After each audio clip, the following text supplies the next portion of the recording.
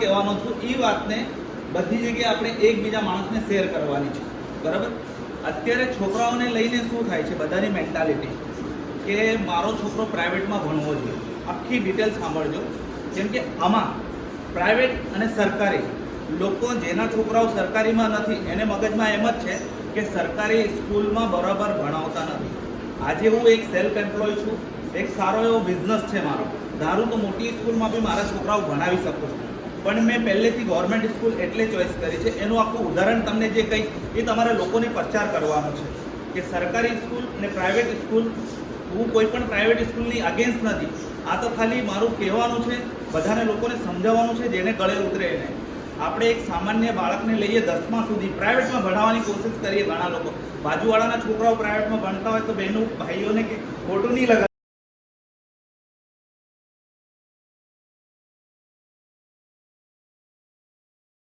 પેલા બેનની છોકરી તો આ સ્કૂલમાં ભણે એટલે મારી બી આ સ્કૂલમાં ભણવી જોઈએ એવું નથી. જો બાળક મહેનતું હશે અને એ મહેનત કરશે તો એ સરકારીમાંથી બી ભણીને ઓફિસર બનશે. અને મારો નિવેદન એટલો છે કે જેના મગજમાં એક હોય કે મારે છોકરાને પ્રાઇવેટમાં જ ભણાવવું છે તેને ભણાવો, ના નથી. પણ પહેલાં એક વાત સમજો, તમે જુનિયર સિનિયર બધી સ્કૂલમાં જે મૂકો છો, પહેલા વર્ષથી એના 5,000 રૂપિયા તમે બચાવી લો. એક તમારા મગજમાં એમ સમજો કે મારું બાળક પ્રાઇવેટમાં જ ભણે છે, તમે 5,000 રૂપિયા એના બચાવતા જાઓ કે ભાઈ સમજો પ્રાઇવેટમાં ભરો છો.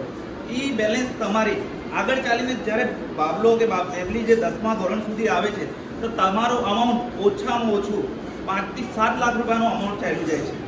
જે પ્રાઇવેટ સ્કૂલમાં જે ભણાવવાની દેખાદેખી અત્યારે ચાલે છે ને બધાની મગજમાં એક જ છે કે ભાઈ છોકરાઓ પ્રાઇવેટમાં ભણે તો જ આગળ જાય, એવું બધું નથી.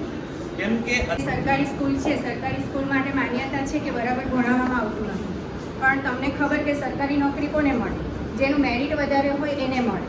અહીંયા બધા MA BEd શિક્ષકો છે, PhD કરેલા શિક્ષકો છે, એ ઉપરાંત બધી સુવિધાઓ પણ છે. આ જેટલા પણ ક્લાસ છે બધા ક્લાસમાં સ્માર્ટ બોર્ડ અને વિડીયો દ્વારા ભણાવવામાં આવે છે. બીજું મધ્યાહન ભોજન મળે છે, પાઠ્યપુસ્તકો મળે છે, ગણવેશ મળે છે. આપણે પ્રાઇવેટ સ્કૂલ સાથે વેલ્યુ કરીએ છીએ, બરાબર? પ્રાઇવેટ સ્કૂલમાં ફી પણ ભરવાની છે. ઘણી પ્રાઇવેટ સ્કૂલોમાં સુવિધાઓ પણ ઓછી હોય છે. અહીંયા બધી સુવિધાઓ છે, બધું છે, શિક્ષકો પણ કેપેબલ છે અને બધું ફ્રીમાં છે. પણ ફ્રીની વેલ્યુ આપણે કરવી પડે, બરાબર? ફ્રીમાં છે એટલે એવું નથી, આપણે ઘણી બધી વસ્તુઓ ફ્રીમાં મેળવીએ છીએ, બરાબર? અનાજ જોઈએ તો આપણે સસ્તા નથી દુકાને અનાજ લેવા જઈએ છીએ. અને જ્યારે આપણે બાળકો મોટા થાય છે તો આપણે શું આશા રાખીએ કે સરકારી નોકરી મળે. તો સરકારી નોકરી એટલે કંઈ ગમે તેવી નોકરી નહીં કહેવાય. અને શિક્ષકો આટલા કેપેબલ છે, બધી ફેસિલિટી છે, બધું ફ્રી છે, તો શા માટે આપણે એમાં નહીં ભણવા મોકલીએ, બરાબર? અને એવું નથી કે બાળકોમાં સંસ્કાર નહીં સારા પડે. અહીંયા મોટિવેશનલ ક્લાસીસ પણ ચાલે છે, કરાટેના ક્લાસ ચાલે છે, કોમ્પ્યુટર ક્લાસ ચાલે છે, લાઇબ્રેરી છે. તો આટલી બધી સુવિધાઓ છે, તો આપણે જે પુરાણી જે માન્યતા છે, માન્યતામાંથી આપણે બહાર આવવાની જરૂર છે. કેમ કે અત્યારે જે આપણી ગુજરાતની સરકારી શાળાઓ છે, હું બધી જગ્યાએ માર્ક કરું છું, મારા છોકરાઓ બી અત્યારે SSCના એક્ઝામ વગર ટ્યુશને પાસ થયા છે, જે સરકારીમાં છે આપણે. પણ તમે જ્યારે આ પૈસો બચાવી લો છો, ઘણા લોકો શું કરે છે કે છોકરાઓને પ્રાઇવેટમાં નાખી તો દે છે. અત્યારે અહીંયા મિનિમમ સુરતની આપણે વાત કરીએ તો મેક્સિમમ 25 થી 30,000 રૂપિયા સેલેરી હોય છે એક ઘરની અંદર. અને અત્યારે એમાંથી જ સ્ટ્રગલ કરીને ચાલીએ અને 25 થી 30% સ્કૂલની ફી ભરવામાં, ચોપડામાં, બધામાં. અને અત્યારે શું થઈ ગયું છે, પ્રાઇવેટ શાળાને યુનિફોર્મ બી ત્યાંથી લેવાનો, સ્કૂલના ચોપડા બી ત્યાંથી લેવાના, બધું ત્યાંથી લેવાનું. એટલે તમે આ પૈસા બચાવી લો ને આગળ એને ડિગ્રી કરવી હોય ને ત્યારે બધાને તકલીફ પડે છે. શરૂઆતમાં તો મા બાપ પ્રાઇવેટમાં છોકરાઓને ભણાવી લે છે ને છોકરો સારો ભણે બી છે પ્રાઇવેટમાં. જ્યારે 12મા પછી એને ડિગ્રી લેવી હોય ત્યારે મા બાપ થઈ જાય છે ખાલી.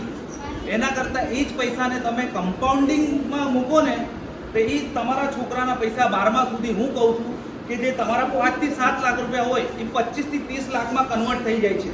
તમે કોઈ પણ FD કે કોઈ પણ મ્યુચ્યુઅલ ફંડ કે ગોલ્ડ જે કાંઈ હોય તમે એમાં એ પૈસા તમે સેવ કરો તો એ જ્યારે છોકરું 12મામાં જાય ત્યારે એ 25 થી 30 લાખ રૂપિયામાં તમે એને કોઈ પણ કોર્સ, કોઈ પણ ડિગ્રી કરાવી શકો છો. અને મેન કે જે ઘણા લોકોને છે કે ભાઈ ઇંગ્લિશ, હિન્દી, ગુજરાતી, પણ છેલ્લે બધાનો એક જ મતલબ થાય છે. એટલે તમે આ વસ્તુને જે લોકોને દેખાદેખી હોય એ લોકોને મગજમાં ઉતારજો કે ભાઈ પ્રાઇવેટ સ્કૂલમાં અલગ ભણતર હોય, સરકારીમાં બધી જગ્યાએ ભણતર એક જ હોય છે. ખાલી ઇમ્પ્રેશનનો ફરક આવે. ભાઈ તમારો છોકરો શેમાં ભણે, મારો તો આમાં ભણે. અને મેં આખું ભારત દેશ ફરું છું, જેટલા સરકારી ઓફિસરો મળે છે બધા મને ગવર્મેન્ટ સ્કૂલથી ડિગ્રી લીધેલા મળે છે. એટલે દેખાદેખી કોઈની ના કરવી જોઈએ. અને એ જ પૈસાને તમે સેવિંગ કરશો ને તો આગળ ચાલીને છોકરાઓની ડિગ્રી કાં પછી એનો પોતાનો વ્યવસાય કરી શકે છે. ઘણા મા બાપ એવા બી મને મળે છે કે જેની બધાની હું ફીડબેક લઉં છું, કે અત્યારે ગામે ગામ જઈને ફીડબેક લઉં છું કે ભાઈ તમારો અત્યારે સન 12માં ટોપ ક્લાસમાં પાસ થયો છે તો એને આગળ શું છે, તો એને આગળનો કોર્સ કરવા માટે એ લોકો પાસે પૈસા નથી. શું કામ કે શરૂઆતમાં જ આપણે પૈસા વેડફી નાખ્યા છે. એટલે બસ આ વસ્તુને લોકો સુધી પહોંચાડો. ભારત વિશાલ મારું યુટ્યુબ ચેનલ ઉપર મૂકીશ આખો બ્લોગ, અને આમાં આખી થિયરી બતાવીશ કે તમારું છોકરું જ્યારે તમે બાળ મંદિરથી મૂકો છો તો 12મા ધોરણ સુધી એમ સમજો પ્રાઇવેટમાં ભણે છે, અને એ જ પૈસા તમે ભેગા કરીને એક ફી કરો તો એના માટે 25 થી 30 લાખનું અમાઉન્ટ થાય છે, કે ઇન ફ્યુચર એને પોતાના પગ ઉપર ઊભો રહેવા માટે એક સપોર્ટ થઈ જાય છે. કાં પછી એને ડિગ્રી લેવી કાં ફોરેનમાં કાંઈક ભણવું હોય તો એ તમે 20-25 લાખમાં બી છોકરાઓને ભણાવી શકો છો, એ પૈસા સેવિંગ કરાવવા ઉપર. અને એક જ કહેવાનો મતલબ છે કે લોકોની દેખાદેખીમાં નહીં જાઓ. અત્યારે લાખ ઉપર કમાતા હોય એ લોકો માટે વિડીયો નથી, જે લાખની નીચે કમાતા હોય એ લોકો માટે વિડીયો છે. ઘણા લોકો તો એમ કે ભાઈ અમે તો આમાં જ ભણાવશું, તો તમારી ઈચ્છા છે, પણ સરકારી શાળામાં તમારું જે મગજમાં જે કોન્સેપ્ટ છે એ છોડી દેજો. આ જૂનું ભારત નથી, આ નવું ભારત છે. અહીંયા શિક્ષા બધી બદલી ગઈ છે. આવે જય હિન્દ.